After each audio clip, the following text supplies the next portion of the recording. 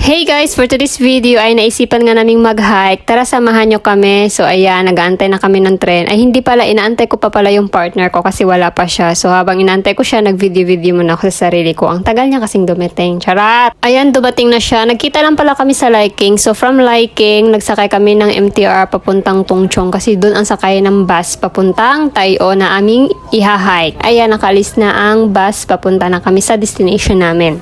So we are here! Honey!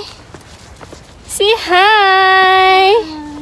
Yan guys, nandito na naman kami sa bundok. It's time to mundok-mundok na.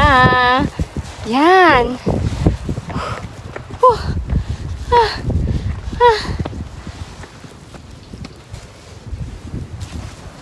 Ay. Ganyan, umakyat yung tamad. Tamad kasi yan, napilitan lang. Hindi man... I love nature. paano may dragon man. Kaya, uuna lang siya.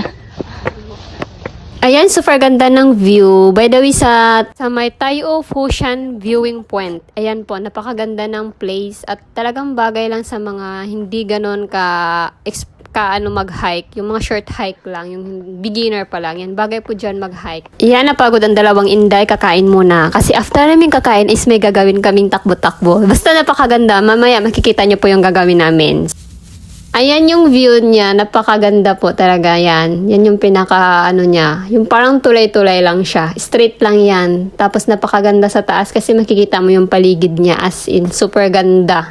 Ayan na po yung dulo niya sa may parang kubo-kubo. Ayan, pag nandoon, diretso lang yan. Ayun.